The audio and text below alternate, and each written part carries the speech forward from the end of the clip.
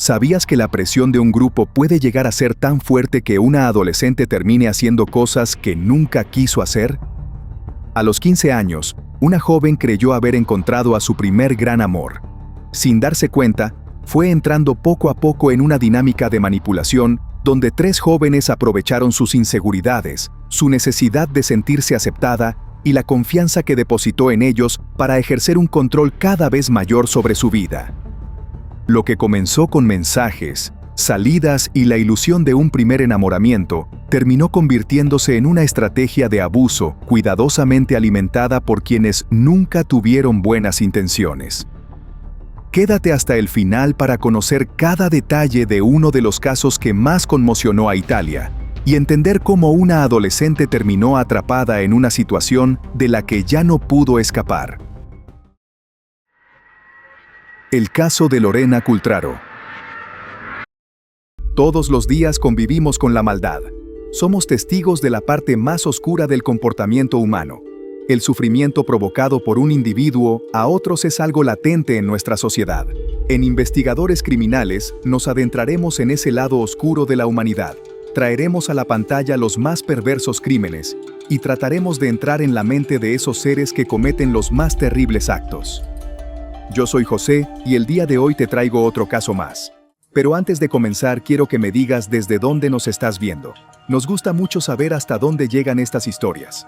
Tampoco olvides dejar tu me gusta y compartir este video si crees que a alguien más le puede interesar. Y ahora sí, comencemos.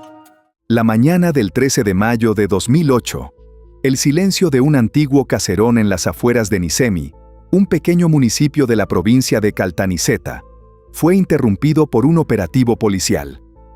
Hasta ese lugar habían llegado los investigadores después de que uno de 3 jóvenes interrogados decidiera romper el silencio y revelar dónde habían ocultado a una adolescente desaparecida casi 2 semanas antes. Bomberos y agentes descendieron hasta una vieja cisterna ubicada junto al inmueble. En el fondo encontraron el cuerpo sin vida de una joven. Poco después se confirmó lo que su familia llevaba días temiendo. La víctima era Lorena Cultraro, una estudiante de apenas 15 años cuya desaparición había conmocionado a todo el pueblo. La recuperación del cuerpo marcó un antes y un después en la investigación. Lo que hasta entonces era una búsqueda desesperada se transformó en un caso de homicidio que estremeció a Sicilia y posteriormente a toda Italia. Sin embargo, para comprender cómo una adolescente terminó en el fondo de aquel pozo, era necesario regresar al principio de su historia. Lorena Cultraro nació en 1994 dentro de una familia humilde y muy unida. Sus padres, Giuseppe y Lidia, se habían conocido años antes en Livorno, donde un encuentro casual en una parada de autobús terminó convirtiéndose en una historia de amor. Se casaron siendo muy jóvenes y poco después nacieron Lorena y, más tarde, su hermano menor, Giacomo. Con el paso del tiempo comprendieron que las oportunidades económicas eran limitadas y decidieron regresar a Nicemi, el pueblo donde tenían sus raíces. Allí Giuseppe trabajó como pintor y también colaboró como bombero voluntario para aportar mayores ingresos al hogar, mientras Lidia se dedicó por completo a cuidar de sus hijos. Quienes los conocían los describían como una familia trabajadora, tranquila y profundamente unida. Lorena creció rodeada del cariño de su familia. Era una joven alegre, responsable y aplicada en los estudios. Al terminar la educación básica, ingresó al Liceo Leonardo da Vinci, el principal instituto de Nicemi, donde eligió la especialidad comercial. Sus profesores y compañeros la recordaban como una alumna disciplinada, que cumplía con sus tareas y destacaba por su dedicación. Fuera de clases, llevaba una vida muy similar a la de cualquier adolescente. Escuchaba música, escribía con frecuencia en su diario personal y pasaba tiempo con sus amigas. Aunque su padre era bastante protector y le costaba aceptar que su hija comenzara a maquillarse o a interesarse por su apariencia, finalmente entendió que Lorena estaba creciendo. Nadie imaginaba que, precisamente en esa etapa de su vida, conocería a la persona que cambiaría su destino para siempre. Como muchos adolescentes, Lorena comenzó a sentir deseos de verse mayor. Le gustaba arreglarse un poco más, maquillarse y cuidar su aspecto.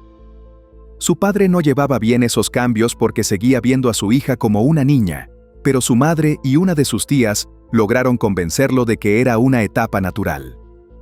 Poco a poco, Giuseppe fue aceptando que Lorena estaba creciendo. En esa misma época apareció alguien que ocupó rápidamente sus pensamientos. En el instituto conoció a Alessandro, un joven también de 15 años y de su misma escuela, por quien empezó a sentir una fuerte atracción. Él no destacaba precisamente por ser un buen estudiante, acumulaba numerosas ausencias y parecía mucho más interesado en abandonar los estudios para trabajar junto a su padre. Aún así, consiguió el número de teléfono de Lorena y pronto comenzaron a intercambiar mensajes casi todos los días. Aquellas conversaciones hicieron que la joven se ilusionara profundamente. En su diario escribió varias veces sobre él, dejando claro que estaba viviendo su primer enamoramiento. No pasó mucho tiempo antes de que Alessandro le propusiera salir. Para Lorena aquello era exactamente lo que había estado esperando. La noche anterior apenas podía contener la emoción. Dudaba sobre qué ropa ponerse, imaginaba cómo sería el encuentro y pensaba una y otra vez en todo lo que podrían hablar. Era la ilusión propia de una adolescente que estaba viviendo por primera vez esa experiencia. Para asistir a aquella primera cita, Lorena mintió a sus padres. Les dijo que pasaría la tarde con una amiga, cuando en realidad se encontraría con Alessandro a la salida del instituto. Él la esperaba en una motocicleta con un casco para que subiera detrás de él. Sin embargo, la joven se llevó una sorpresa apenas comenzó el recorrido. Alessandro no estaba solo. Junto a él se encontraban dos amigos inseparables: Domenico de 16 y Giuseppe de 17 años. Los tres acostumbraban pasar todo el tiempo juntos. Daban vueltas por el pueblo en motocicleta y casi nunca se separaban. Ese día llevaron a Lorena hasta un valle apartado llamado Yumarra, un sitio alejado del centro de Nicemi donde muchos jóvenes acostumbraban reunirse sin llamar la atención. Aunque a ella le habría gustado compartir ese momento únicamente con Alessandro, prefirió no decir nada y aceptó la situación. La tarde transcurrió entre conversaciones y paseos. Ya de regreso, cuando por unos minutos Alessandro y Lorena quedaron algo más apartados de los otros dos, llegó el primer beso entre ambos. Aquello hizo que la joven regresara a casa completamente ilusionada. Al día siguiente volvieron a verse en el mismo lugar, otra vez acompañados por Domenico y Giuseppe. Después ocurrió lo mismo una y otra vez. Las reuniones de los cuatro se convirtieron en una rutina. Con el paso de las semanas, los habitantes del pueblo comenzaron a notar que Lorena siempre aparecía acompañada por aquellos tres muchachos. En una comunidad pequeña como Nicemi, donde prácticamente todos se conocían, los comentarios no tardaron en surgir. A pesar de ello, a Lorena poco le importaban los rumores. Su único interés era poder pasar tiempo con Alessandro, aunque eso significara aceptar constantemente la presencia de sus dos amigos. Mientras más tiempo compartía con Alessandro, mayor era la dependencia emocional que desarrollaba hacia él. Pasaban horas intercambiando mensajes y hablando por teléfono durante las noches, al punto de que muchas mañanas llegaba cansada al instituto. Sus estudios comenzaron a resentirse y dejó de prestar atención a muchas de las actividades que antes disfrutaba. Alessandro se convirtió prácticamente en el centro de su vida. Sin embargo, había algo que llamaba la atención. A pesar de que ambos mantenían una relación cada vez más cercana, Alessandro nunca buscaba quedarse a solas con ella. En todas las salidas aparecían Domenico y Giuseppe, quienes también comenzaron a escribirle mensajes, darle las buenas noches y mostrar un interés cada vez mayor por la joven. Para una adolescente que estaba experimentando por primera vez ese tipo de atención, la situación resultaba confusa. Con el tiempo, Alessandro empezó a presionarla para que mantuvieran relaciones sexuales. Lorena escribió en su diario que todavía no se sentía preparada y que incluso habían discutido por ese motivo. Aún así, la insistencia continuó. Días después, volvió a escribir en aquellas páginas personales que finalmente había cedido. Desde ese momento su vínculo con Alessandro se hizo todavía más intenso, y ella llegó a expresar por escrito el profundo amor que sentía por él, describiéndolo como la persona que llenaba por completo su vida. Aunque Lorena estaba convencida de que Alessandro sentía lo mismo por ella, la realidad era muy distinta. Poco tiempo después descubrió, por medio de una compañera del instituto, que él mantenía otra relación desde hacía tiempo. La noticia la golpeó profundamente. Dejó de responderle los mensajes, evitó verlo y pasó varios días completamente desanimada. Alessandro no aceptó ese distanciamiento. Junto con Domenico y Giuseppe, comenzó a buscarla con insistencia.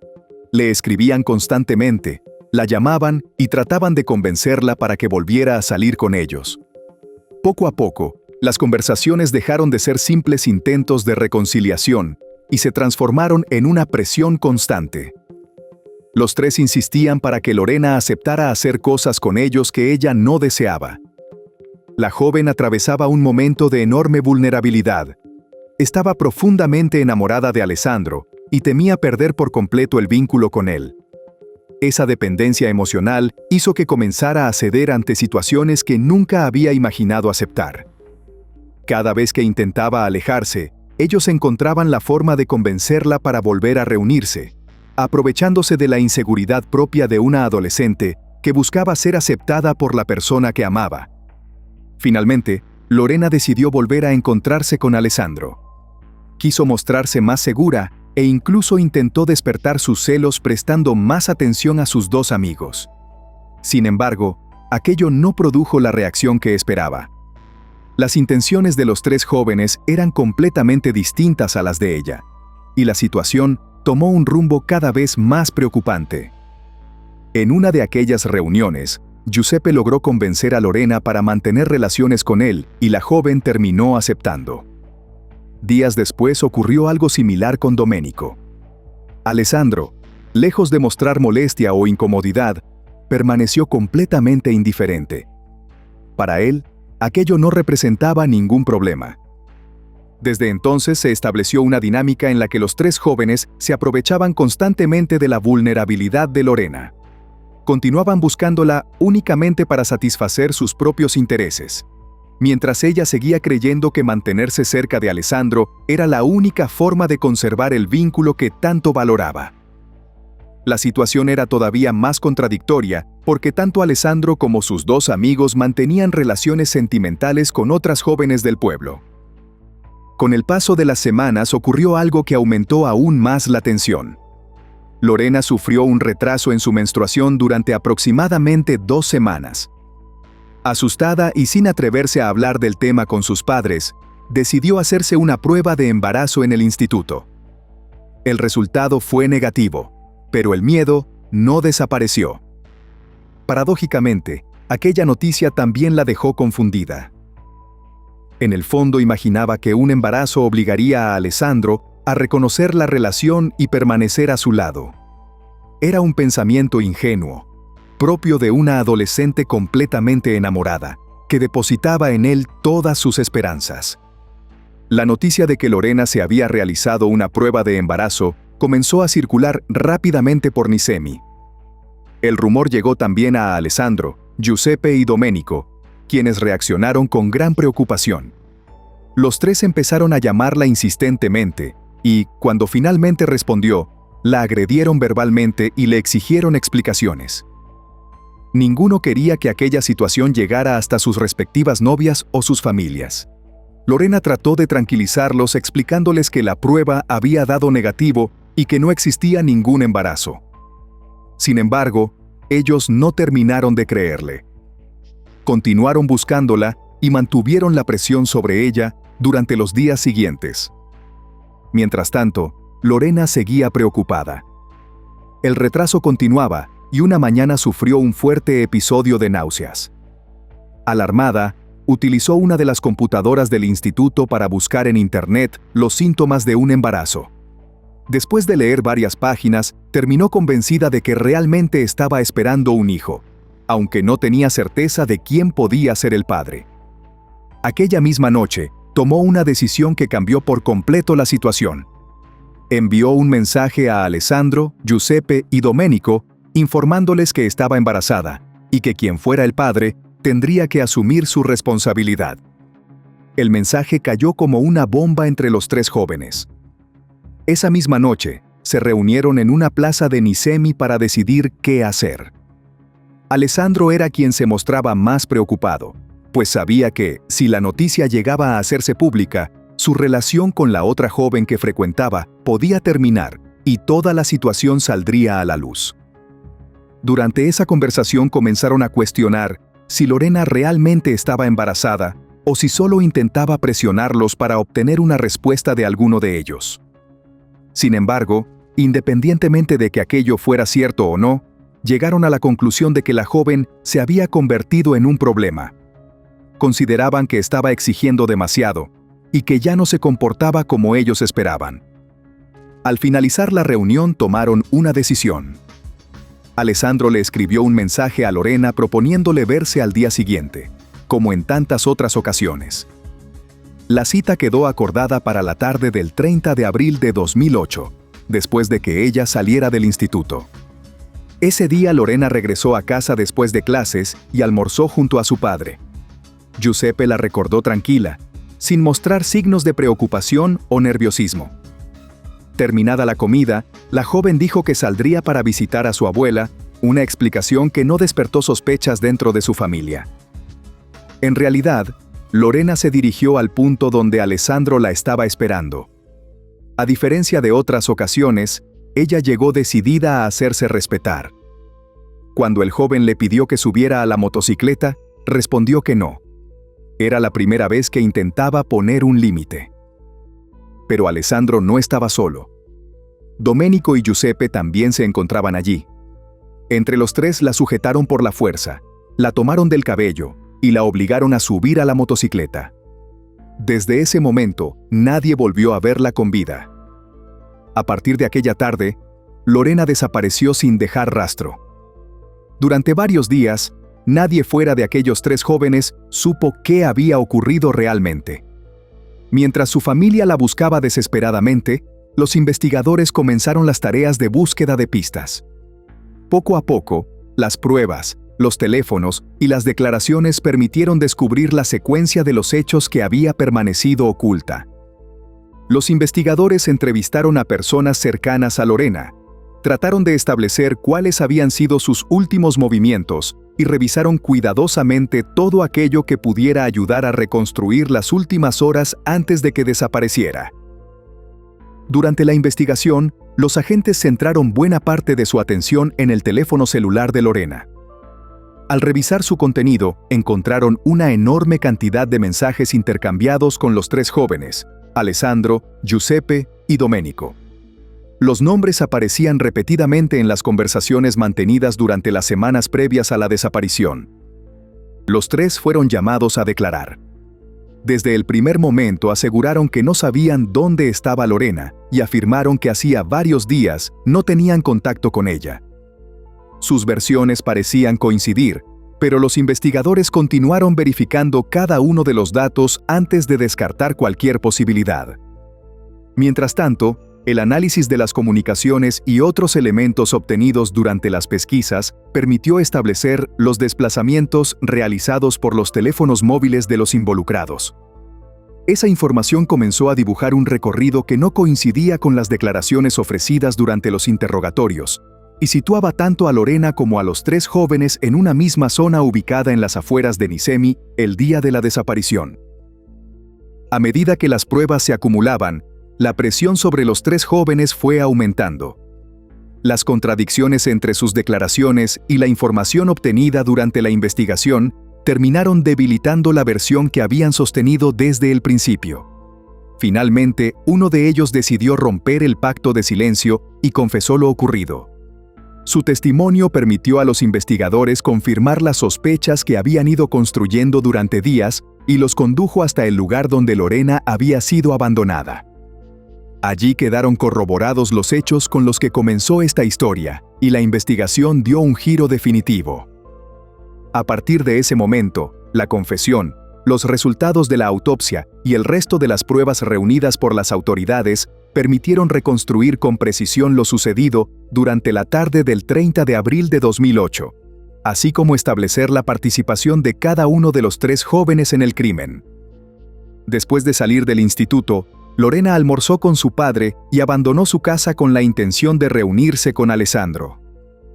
Al encontrarse con él, descubrió que, una vez más, estaba acompañado por Domenico y Giuseppe.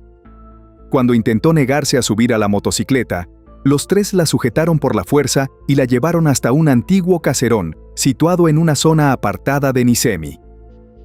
Según la reconstrucción judicial, una vez allí la golpearon, la despojaron de su ropa y abusaron sexualmente de ella por turnos mientras continuaban agrediéndola físicamente.